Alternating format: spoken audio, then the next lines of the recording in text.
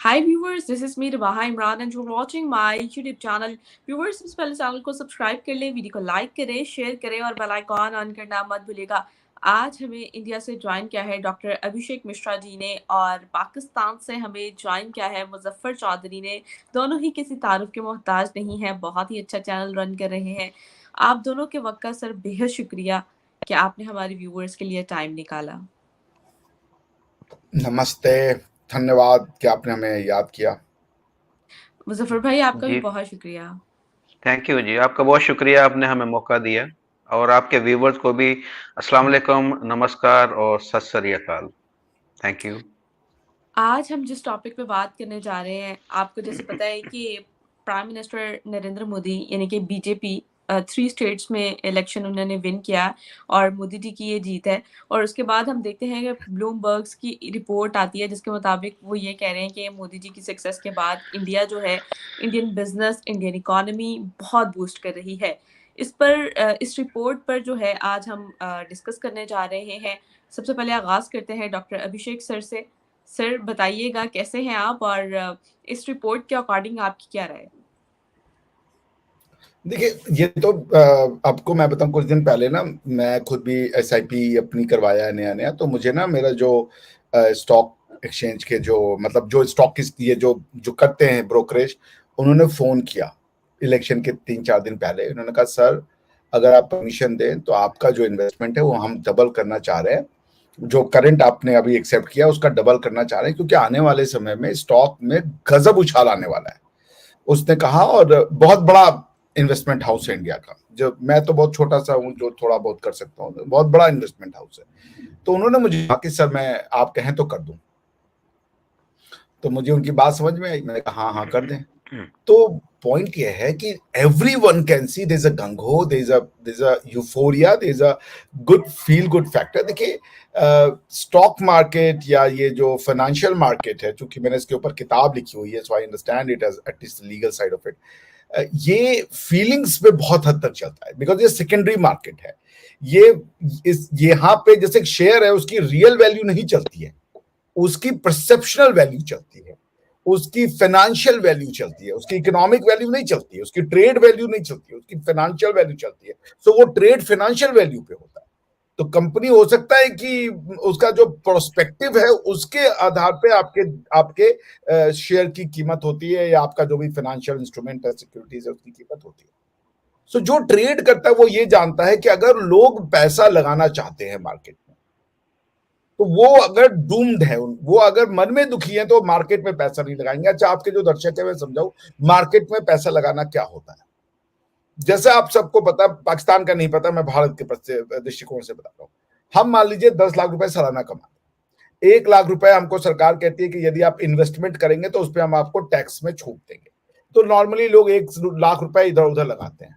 मान लीजिए ऐसे टेक्निकली जो जो अभी है, भारत का 35% पॉपुलेशन मिडिल इनकम पे है। सो 33 करोड़ लोग अगर मान लीजिए उनके पास ये क्षमता है कि वो 1 लाख रुपए सालाना मार्केट में इन्वेस्ट कर सकते हैं, तो ये कितना हो गया? 33 लाख करोड़ रुपए ये मार्केट में है। अगर आपके पास बिजनेस की एबिलिटी है, मार्केट से उठवा लीजिए इसको आप। और ये रिस्क है कि ये पैसा डूब गया तो डूब गया, ये बैंक की गारंटी नहीं है, प्लेज नहीं है ये। सो मार्केट में अगर मैं अब 1 लाख रुपए लगा रहा हूं, तो मुझे ये पता होगा कि यार ये पैसा हो सकता है वापस ना आए मेरे पास, या इसकी वैल्यू जो है वो कम हो जाए। तो इसलिए जब आप मार्केट जब बॉयड होता है, यानी कि जो परसेप्शनल वैल्यू है कि आने वाला समय सरकार बिजनेस को प्रोत्साहित करेगी, बिजनेस की एक्टिविटीज को और फैसिलिटेट करेगी, ईज ऑफ डूइंग बिजनेस जो होगा वो ज्यादा फैसिलिटेट होगा, गवर्नमेंट और ज्यादा जो है स्कीम्स निकालेगी बिजनेसमैन के लिए, वो सोशलिस्ट इकोनॉमी पे नहीं जाएगी जहां पे कि बिजनेसमैन को गाली देना जो है अच्छी बात समझा जाता है।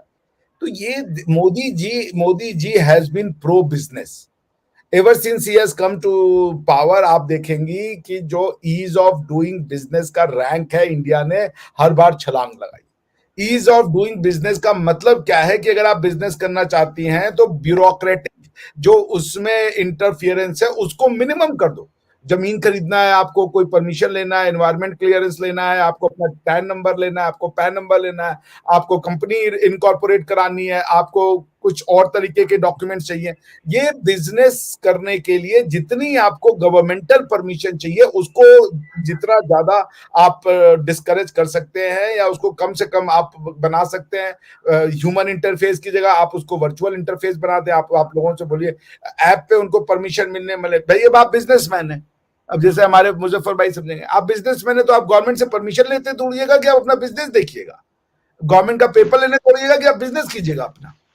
देयरफॉर मार्केट में मोदी जी के आने से और ये 3 इलेक्शन जीतने से मार्केट को कॉन्फिडेंस आया कि हाँ ये पॉलिसी कंटिन्यू रहेगी। और मुझे फोन किया मेरे जो वो हैं फाइनेंशियल एडवाइजर, उन्होंने कहा सर टाइम है, आप लगा दें, आपको इसका रिटर्न अच्छा मिलेगा। ये टाइम अभी हाई है क्योंकि जीतेगी बीजेपी।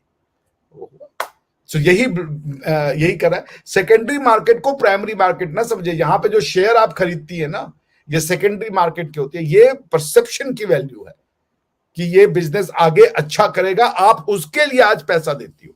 आप जो शेयर खरीदते हो आज की वैल्यू पे नहीं, आप उसकी फाइनेंशियल वैल्यू पे पैसा देते हो। अब ये बहुत अलग कॉन्सेप्ट है, फिर बात करेंगे। आप अब मुजफ्फर भाई के व्यूज ले लें।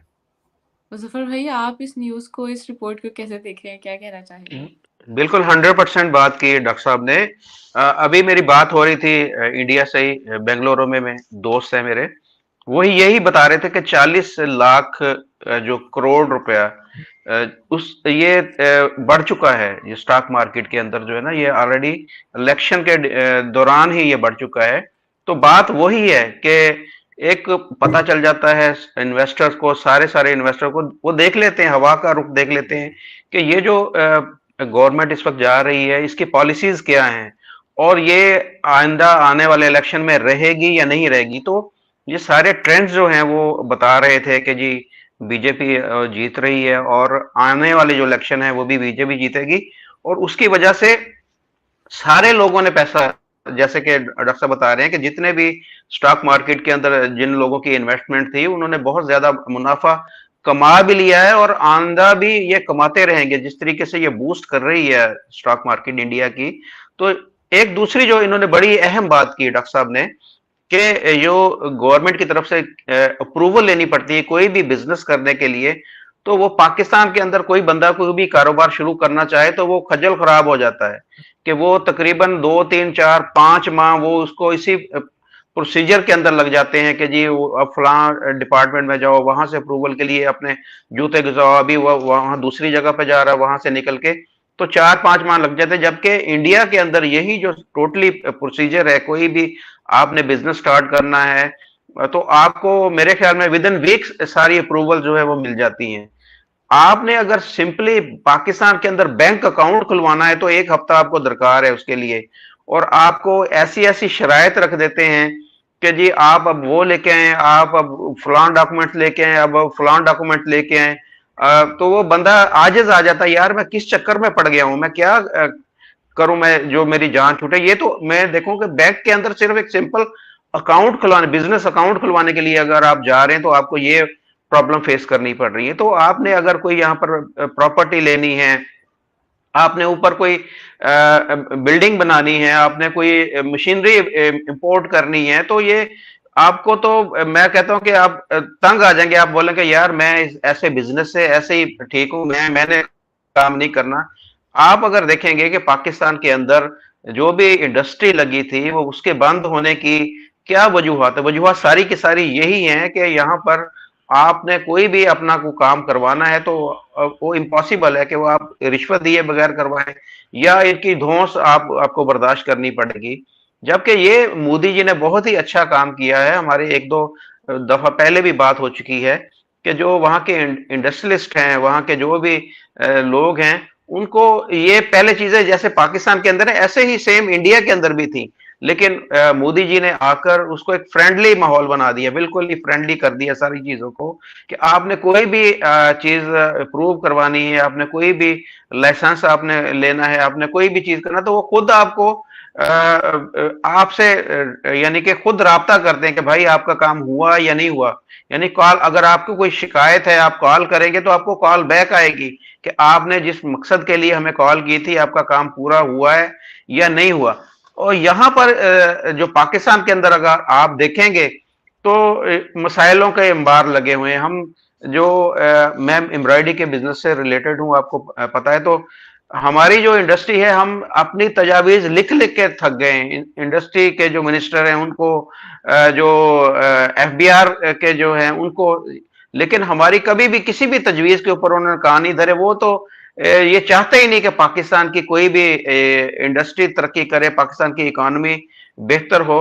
तो ये सारी चीजें जो हैं वो, जैसे कि डॉक्टर साहब ने बोला कि मोदी जी ने जो नब्ज है ना, नब्ज के ऊपर हाथ रखना, वो नब्ज के ऊपर हाथ रखकर जो जो मसाइल थे भारत के, जो आज से जो 30-40 सालों से चल रहे थे, उन सब को आहिस्ता आहिस्ता उन्होंने एड्रेस किया। ये 9 सालों के अंदर उन्होंने एक एक करके उन्होंने अब इस नहज पर पहुंचा दिया है कि वहां पर कोई भी बंदा जो है वो इजीली काम कर सकता है। अभी मैं आपको, आप बोलेंगे कि यार आप इंडिया के बारे में, अभी मेरे एक दोस्त हैं वो मुझे मैसेजेस कर रहे हैं, बीच में आ रहे हैं मैसेज, वो गुजरात के अंदर मौजूद हैं, गुजरात के अहमदाबाद के अंदर।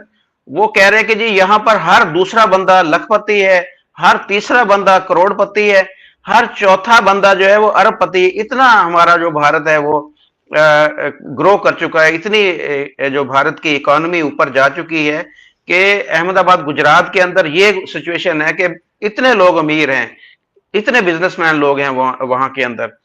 अगर हम फिर बात फिर आ जाती है कि यहाँ पर जो ये इंटरव्यू करने का मकसद यही होता है कि जो पाकिस्तान के अंदर हमें कुछ लोग देख रहे हैं या कुछ हमें फॉलो कर रहे हैं, उनको भी पता चले कि भारत के अंदर क्या क्या चीजें हुई हैं, कि कौन कौन सी चीजों को उन्होंने अडॉप्ट किया है कि वो हमसे बहुत ज्यादा आगे निकल गए हैं। तो हमें भी वो सारी चीजों को देखना चाहिए, उसके ऊपर वर्किंग करनी चाहिए।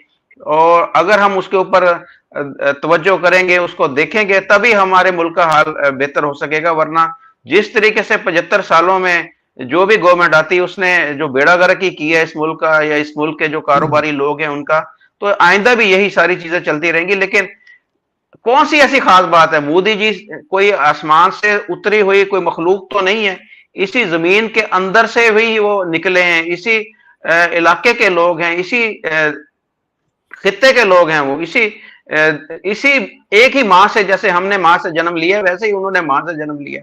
तो वो अगर अपने मुल्क को बेहतर कर सकते हैं, अपने मुल्क की हालत को सुधार सकते हैं, उसे दुनिया की एक इस वक्त 5वीं है लेकिन आने वाले वक्त में तीसरी बड़ी इकानमी बना सकते हैं, तो हम भी क्यों नहीं कर सकते अपने मुल्क को? हम भी अगर उन्हीं के नक्शे कदम पर चलें, वो जैसे उन्होंने जो है वो अपने मुल्क की बेहतरी के लिए इकदाम किए हैं, अगर पाकिस्तान के अंदर भी इसमें किए जाएं तो कोई शक नहीं है कि हम भी, हमारी इकोनॉमी भी बेहतर हो जाएगी। हम जो एक कुछ कॉल उठाए फिरते हैं, कभी यूएई जा रहे हैं, कभी कुवैत जा रहे हैं, कभी कतर जा रहे हैं, कभी सऊदी अरब जा रहे हैं, कभी चाइना जा रहे हैं, तो हम भी इन सारी जो है वो चीजों से निजात हासिल कर सकते हैं। और हम भी वाज़ेह तरीके से डॉक्टर साहब से बात करेंगे। अभी तो हम जो है, आपको पता है कि पाकिस्तानी जब भी हम बैठे होते हैं, हम अपने आप को अंडर प्रेशर महसूस करते हैं, अपने आप को यही समझते हैं कि जी हम आपसे नीचे हैं। उसकी वजह यही है कि हमारी इकोनॉमी के हालात ठीक नहीं, और उसकी मेन रीजन यही है कि हमारे मुल्क की पॉलिसीज जो हैं वो ठीक नहीं है। हमें इंडिया से सीखने की जरूरत है, हमें मोदी जी से सीखने की जरूरत है। जी मुज़फ़्फ़र भाई, बात तो आपने बिल्कुल ठीक किया है। अभिषेक सर, मेरा आपसे सवाल है कि पाकिस्तान को आप इस टाइम कहाँ पर देख रहे हैं? क्यों पाकिस्तान में बिज़नेस जो है वो इन्वेस्टमेंट, यानी कि फॉरेनर जो है इन्वेस्टमेंट नहीं लेकर आ रहे, और पाकिस्तान की इकोनॉमी दिन ब दिन क्यों डाउन होती जा रही है? क्या कहेंगे? और international organisations, international reports India की फ़ेवर में क्यों जा रही हैं? क्या कहेंगे आप? कोई पूछ रहा है कि आपकी फ्लाइट थी। भाई मेरी फ्लाइट रात के 1:30 बजे है, तो मैं यहाँ से 10:30 पे निकलूंगा। अच्छा देखिए, ऐसा है कि पाकिस्तान में ये जो एक फीलिंग है ना नंबर 1 होने की, बड़ा होने की, मैं आपकी बात नहीं कर रहा हूँ, इन जनरल पाकिस्तानी होना अपने आप में एक बहुत बोझ का काम है। क्योंकि पाकिस्तानी होने का मतलब है कि सबसे बेहतर होना, पाकिस्तानी होने का मतलब है सबसे ऊपर होना, पाकिस्तानी होने का मतलब है कि सबसे अच्छी चीज का होना।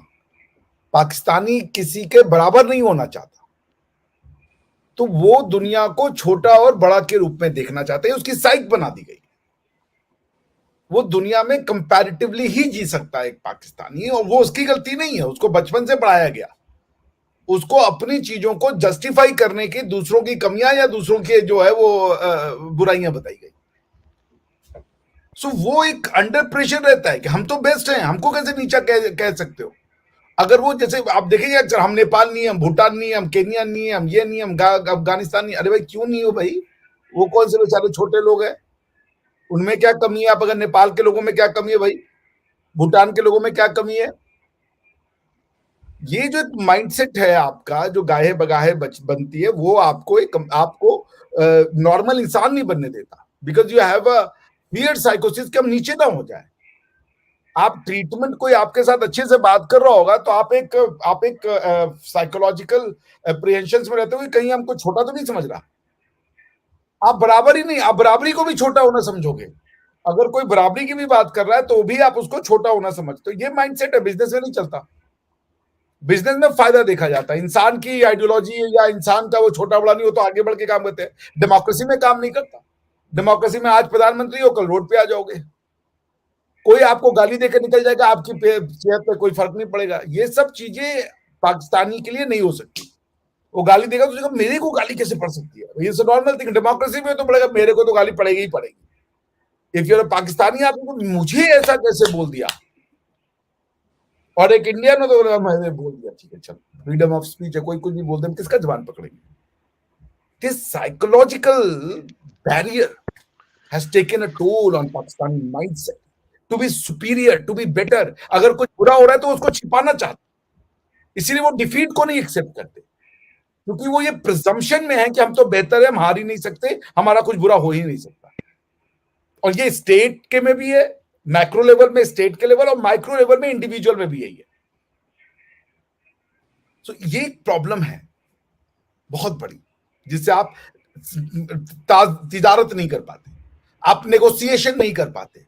आप नेगोशिएशन को अना का मतलब समझते हो, पर्सनल विल ले आते हो, आप उसमें प्रॉफिट और लॉस नहीं देखते, आप उसमें बिजनेस को नहीं रखते हो कंसिडरेशन, खुद को कंसिडरेशन रखते हो। How can I be inferior, कैसे चले जा पर हमारी शान, ये एटीट्यूड नहीं चलती दुनिया में। You have a psychological. दूसरा, आपकी सोसाइटी में ये फेमस है कि नहीं कर रहा है बिजनेस, छोड़ो, टमाटर बेच के हम जिन लेंगे, क्या करना है पैसे का, बिजनेस का क्या करना है?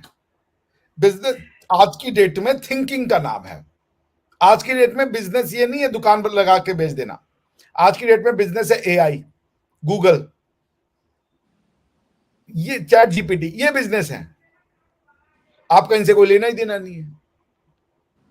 आपके यहाँ पे ये कि अगर नहीं कर रहा है तो ठीक है यार, 70-80 साल का खेल है, खत्म करो उसको, टमाटर बेचेगा, खा लेगा, उसको जिंदगी तो काटनी है।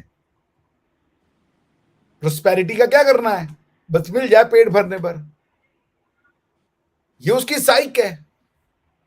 मैंने सुना है आपके आपके आलिमों को ऐसा बोलते हुए सुना है मैंने, क्या दिक्कत, क्या करना है? तो फेलियर को अप्रिशिएट करना एक अच्छी चीज है, मगर फेलियर को इनकरेज करना, हो सकता है मैं पढ़ाई में फेल हो जाऊं लेकिन बिजनेस में करूं, तो अगर आप मुझे कहोगे यार तुम इसमें नहीं अच्छे हो, दूसरी बात करो, तो एक अलग चीज है।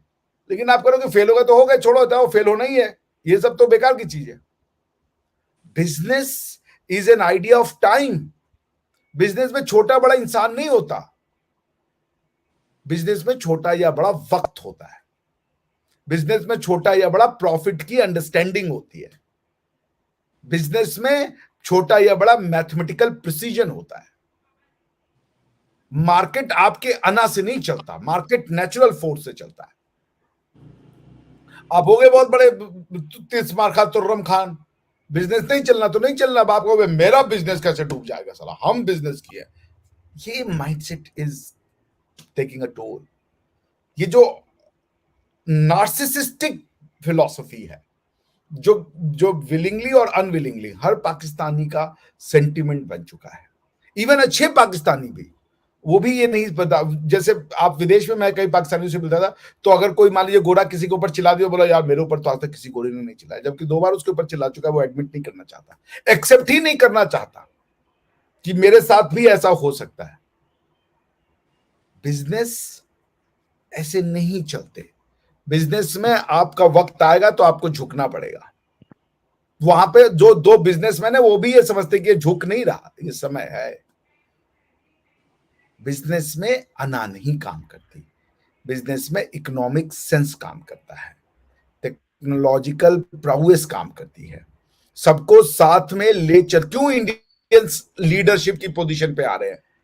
क्यों गूगल का चेयरपर्सन बन रहा है, प्रधानमंत्री बन रहा है? गूगल जैसे एक इनकॉर्पोरेटेड कमर्शियल बॉडी है, वैसे स्टेट एक इनकॉर्पोरेटेड पॉलिटिकल बॉडी है। चाहे वो कमर्शियल बॉडी हो, चाहे वो पॉलिटिकल बॉडी हो, सबकी लीडरशिप में आज इंडियन बैठे हैं। दुनिया इंडियन चला रहे हैं। इवन आपके इस्लाम को भी इंडियन ही चला रहे हैं। आपका जो इस्लाम है वो तो जाकिर नायक का है और मेहदी हसन का है। तो पॉइंट ये है कि इंडियंस लीडरशिप में क्यों आ रहे हैं? क्योंकि वो छोटा बड़ा नहीं करते, वो सबको साथ ले चलने की उनकी क्षमता है। आपके यहां ये क्षमता नहीं। आप कंपैरेटिव मोड में आ जाओगे, हमारे साथ क्या उसके साथ भी ये करते हो। This is a psychological barrier which is killing you. अना, अननेसेसरी की अना। इंसान के साथ बुरा और अच्छा होना वक्त पे डिपेंड करता है। इंसान के बस में कुछ है ही नहीं।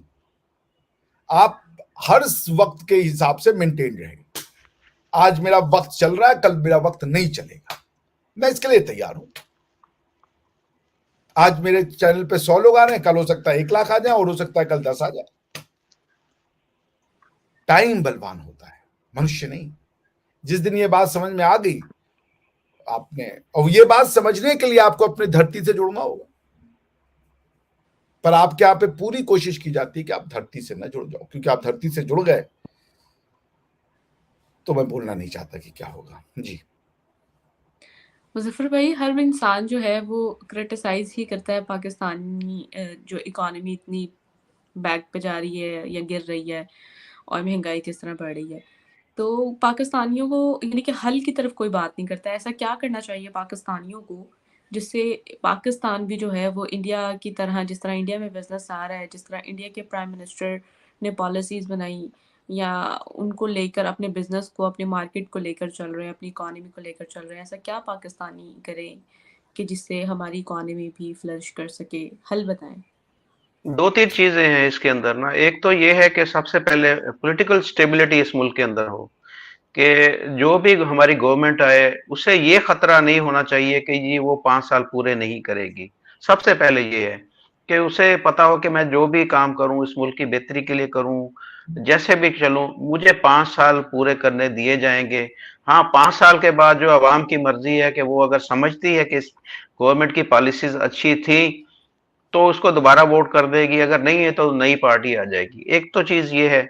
दूसरा ये है कि इस मुल्क के अंदर जो हालात की खराबी है, जिस तरह के बम धमाके या इस तरह की सारी चीजें हैं, इनके जो सिक्योरिटी इश्यूज हैं उनके ऊपर काम होने की जरूरत है। उनको अगर रिजॉल्व किया जाए, आप देख सकती है ना कि कोई भी जो इंटरनेशनल टीम है, क्रिकेट टीम, वो भी आने से पहले वो भेजती है जी आके कि जी वो ग्राउंड की चेकिंग होती है, शहर की, उसको सिक्योरिटी प्लान सारा दिया जाता है, उसके बाद वो आती। तो एक आम जो इन्वेस्टर है पाकिस्तान के अंदर, वो भी आने से पहले सोचता है कि अगर मैं पाकिस्तान के अंदर आऊंगा तो मेरी जान यहाँ पर महफूज होगी, हमारा बिजनेस जो है वो यहाँ पर सिक्योर होगा या नहीं होगा।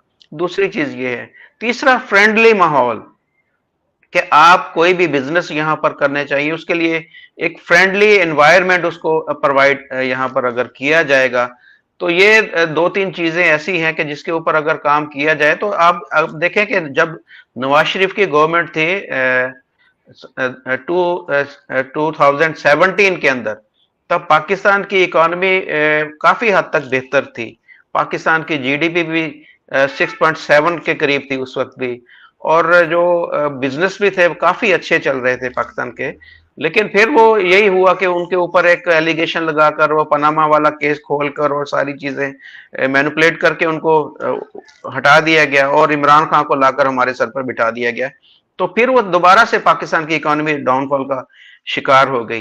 तो ये हमारी जो कौम है या हमारे जो लोग हैं वो इस चीज को नहीं समझते, कि वो सिर्फ ये देखते हैं उनको जो उनके माइंड में बिठाया जाता था, या कि जी नवाज शरीफ चोर है, नवाज शरीफ ने ये कर दिया, नवाज शरीफ ने वो कर दिया।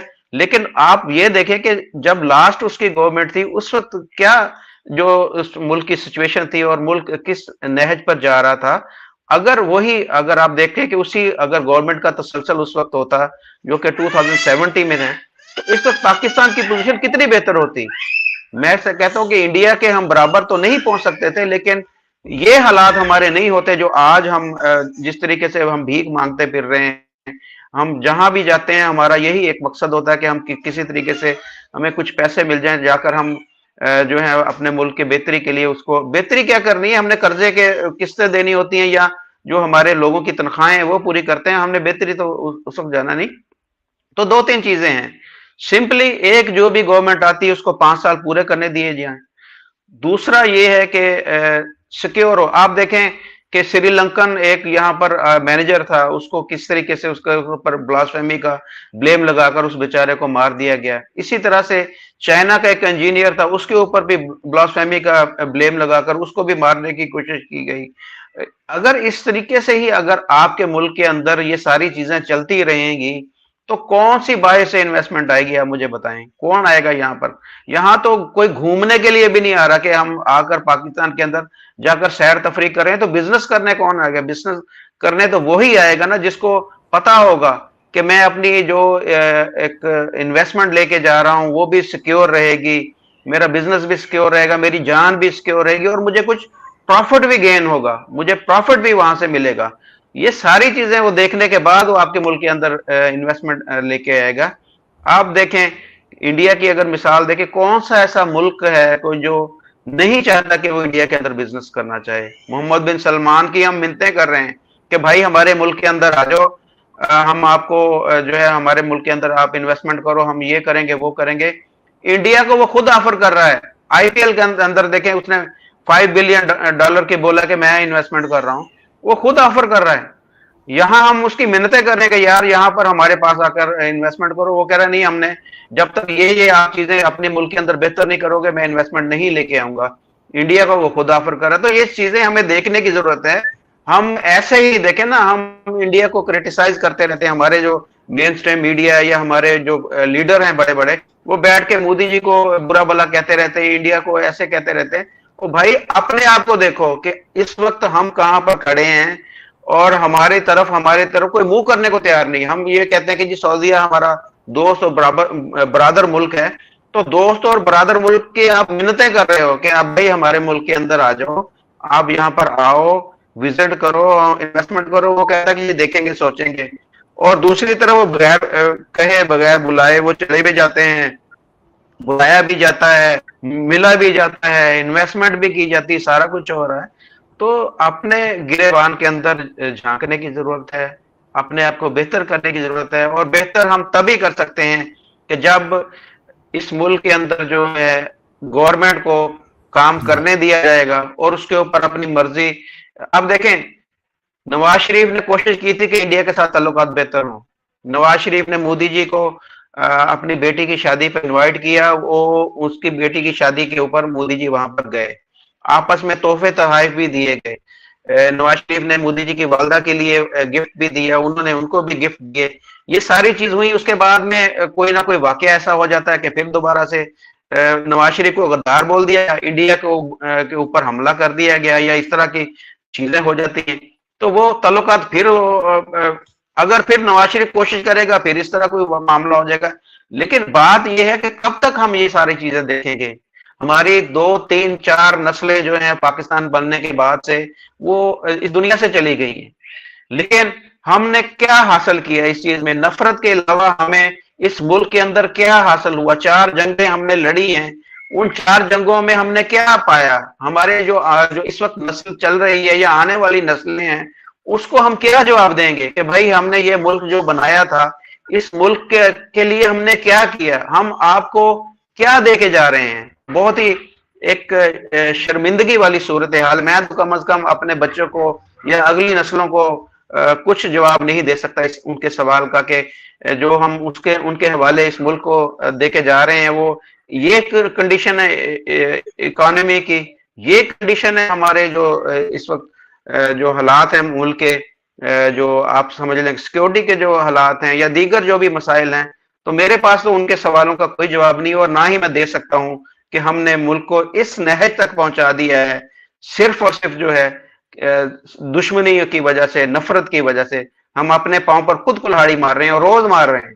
आज हम इंडिया के साथ दोस्ती का हाथ बढ़ा दें, अपने आप को पहले ठीक करें, पहले अपने आप को ठीक करें, फिर दोस्ती का हाथ बढ़ा दें। मैं आपको यहाँ पर चैलेंज के साथ कहता हूं कि 2 साल के अंदर इस मुल्क की तकदीर ना बदल जाए तो आप मेरा नाम जो है वो बदल दें, लेकिन ये होना नामुमकिन है। जब तक जो लोग चाहते नहीं है, जब तक वो नहीं चाहेंगे, ये सब कुछ नहीं हो सकता। लेकिन हल यही है, आपने पूछा ना हल यही है कि नफरत को खत्म कर दें, मुल्क के अंदर हालात को बेहतर बना दें और हुकूमत को 5 साल काम करने दें। देखें इस मुल्क की तकदीर कैसे बदलती है। बिल्कुल ठीक कहा मुज़फ़्फ़र भाई आपने। सबसे पहले तो हमें रिलेशंस बेहतर करने होंगे हर कंट्री के साथ, चाहे वो हमारा पड़ोसी मुल्क हो, चाहे जो भी हो। अभिषेक सर, आखिरी सवाल आपसे किया कर रही हूँ।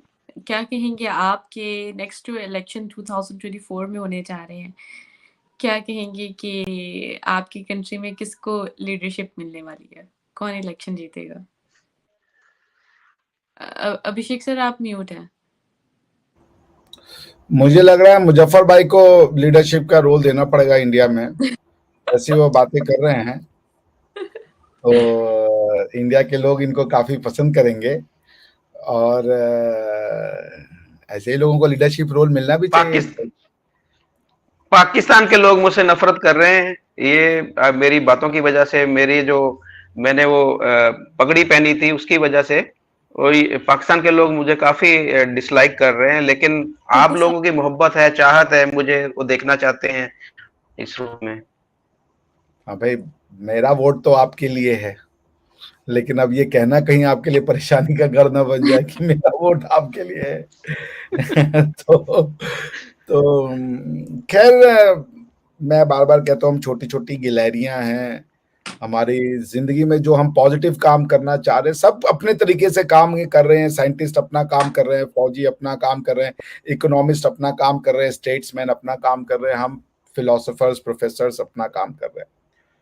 तो व्हाटएवर द फ्यूचर, वो तो समय ही बताएगा। बट आप आज 2 हो, कल 4 हो गए, because how how long can you reject common sense? कितना देर लगाओगे कॉमन सेंस को आप डिले करने में? वही है खेल। तो मेरा बस इतना कहना है कि मुजफ्फर भाई ने जो कहा वो बिल्कुल ठीक है। नफरतें खत्म कर दें, आप वो करें। वो नफरतें वही है कि हम बड़े, हम सुपीरियर, हम कैसे झुक जाए। कोई झुकने उकने का नहीं होता दुनिया में, कोई किसी से झुकता नहीं है। खैर नहीं वैसे तो मेरा बस इतना ही कहना है कि मोदी जी का इलेक्शन तो मेरे हिसाब से तो डन डील है। कहाँ पड़े हो चक्कर में, कोई नहीं है मोदी के टक्कर में। दिस इज द भाई थिंग। मोदी जी एक एक युग पुरुष हैं। मैं आपकी भाषा में उनको जो भी कहें, हमारी भाषा में उनको कहते हैं अवतार। तो वो एक युग पुरुष हैं। वो एक सदियों में ऐसा इंसान आता है जिसके अंदर इतनी क्षमता हो कि वो 140-50 करोड़ लोगों को एक साथ लेके चलने की क्षमता रखे। और भारत की, वो इसलिए भी युग पुरुष है कि भारत की जो परंपरा है, भारत की जो थ्योरी है, उसको वो बहुत अच्छे से समझते हैं और इसलिए लोग उनसे जुड़ते हैं। तो वो ये भारत का सौभाग्य है, मेरा सौभाग्य है कि वो हमारे प्रधानमंत्री हैं। खैर, मैंने तो 2014 में जब कोई मोदी जी का नाम नहीं लेता था, तब मैंने उनके लिए कैंपेन किया था। उसकी मुझे बड़ी भारी कीमत भी चुकानी पड़ी थी अपने यूनिवर्सिटी में, क्योंकि उस समय वो था। लेकिन मुझे याद है आज भी कि मैं लेके गया था बच्चों को उनके कैंपेन में, बिकॉज मैं जानता था मोदी जी को तब भी कि this is a future for India. और हम लोग तब से हैं, 2014 से मोदी जी के कैंपेन करने वाले लोगों में से हम हैं। और मैं नया प्रोफेसर था उस समय, और मोदी जी की बात जब मैं करता था कैंपस में तो लोग मुझे बिगेट कहते थे, कम्युनल कहते थे, हिंदुत्ववादी, सब क्या चड्ढी और पता नहीं क्या क्या मुझे बुलाया जाता था, क्योंकि मेरे मन में सबके लिए प्यार था। उसके बाद भी मैं सुनता था, मुझे प्रोजेक्ट नहीं मिलते थे, मुझे अच्छी पोजीशंस नहीं मिलती थी। खैर anyways, be that as it may, वो तो वेरीफाइबल फैक्ट है जो मैंने किया था। बट हम अपने देश के लिए करते हैं, और मेरे देश का मतलब है मेरी सोच। और मेरी सोच क्या है रिबाहा जी? मेरी सोच है सर्वे संतु सुखिना, सर्वे भवन्तु निरामया। ठीक है ना? और जैसे कह लीजिए कि सारी दुनिया खुशी से रहे, सब प्रेम से रहे, सबका भला हो। मैं नहीं चाहता कि आपका कुछ बुरा हो, मैं नहीं चाहता मुजफ्फर जी का कुछ बुरा हो, मैं नहीं चाहता पाकिस्तान का कुछ बुरा हो। दिल से हम चाहते हैं आप लोग ग्रो करें, लेकिन अब आप हमारी एनाहिलेशन करें कि भारत को खत्म कर दें, यहाँ पे लोगों को मारें, इधर उधर बम विस्फोट करवा दें, तो आदमी के मन में एक नफरत होने लगती है, एक निगेटिविटी का जहर बैठ जाता है। आपको ये बंद करना पड़ेगा। और भारत जो है वो मोदी जी का आना तो तय है एकदम से। ठीक है ना? बस ये कहना चाहूंगा। धन्यवाद। मुजफ्फर भाई एंड पर क्या मैसेज देना चाहेंगे? मैसेज यही है जो देखने वाले हैं उनसे कि अच्छा, एक सवाल अभी तो अभिषेक सर है कि देखिए मोदी जी के कुछ लोग मोदी जी के हक में हैं, कुछ लोग उनके अगेंस्ट भी हैं वहां पर, जैसे कांग्रेस पार्टी है, दीगर पार्टियां हैं, वो भी अपने मुल्क के लिए अच्छा कर रही है, वो भी बेहतर कर रही है। तो लेकिन हम देखें जो हालात के पेश नजर जो बात करते हैं, अपनी राय का इजहार करते हैं, उसका मकसद या मतलब ये नहीं होता कि हम दूसरे की जो राय के उससे उसका एहतराम नहीं करते। हमें जो दीगर जो पार्टियां हैं वहां की, उनकी भी राय का एहतराम है। जैसे कि आप देखें मुख्तलिफ जो हलकों के अंदर जो रिजल्ट आए हैं, उनमें बहुत मामूली सा फर्क भी आया है, जैसे 400 500 600 वोट से भी वहां पे हार या जीत हुई है।